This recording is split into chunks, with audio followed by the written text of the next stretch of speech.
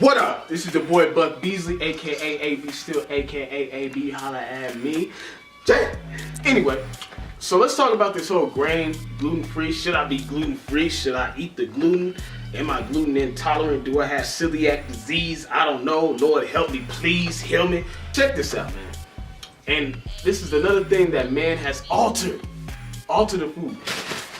For this bread, for example, we think it's healthy, which, hey, it is. I mean, whole grain, 100% wheat, no high fructose corn syrup, 7 grams of protein, 42 grams of whole grains. Oh my God, that is so healthy.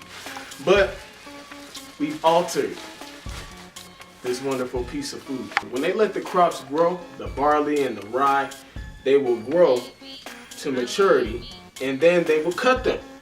Nowadays, we are in such a high demand for our grains, our fruits, that we just distribute them early and we cut them down before they even done maturing. So people that have a gluten intolerance don't have the enzyme to digest the gluten.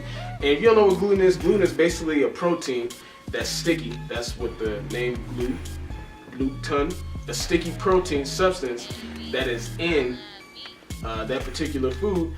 But some people can't just seem to process and digest this protein. So if you have a gluten intolerance, you get the farting, you get bloated, you start pooping, you get a headache, migraine, lightheaded, dizziness. It is horrible. In fact, you could do an experiment. Stop eating grain and carbs for a week and then start eating it, and then you'll start to have these symptoms, because after years of eating this gluten without the enzyme that is already in the grain, the mature grain, when you can't digest it, it's gonna hurt you. But look, so you eat this, go a week and you eat this again, you'll start having symptoms because your body starts producing its own enzyme to digest this gluten and these wheats.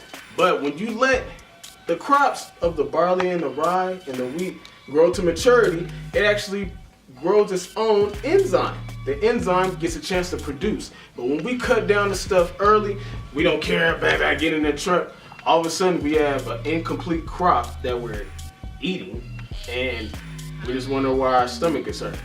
So, the conversation with my wife, ooh, babe, yeah, so I just ate that peanut butter and jelly now. I'm just farting and my stomach's hurting, I got a headache. Oh, really, babe? Dang, that sucks. Yeah, babe, I'm just farting, oh, babe, you just stinking up the car. Are you okay? I don't know what's wrong with me. Everything hurts. I can hardly think. Oh my God, babe. And it's horrible. You don't want to go through that. I don't want you to go through that. So look, you can actually develop a gluten intolerance. But I suggest that you should be gluten-free, because when you eat it, you're not bloated. You actually feel better. You feel awesome. You have energy. This non-gluten thing is wonderful.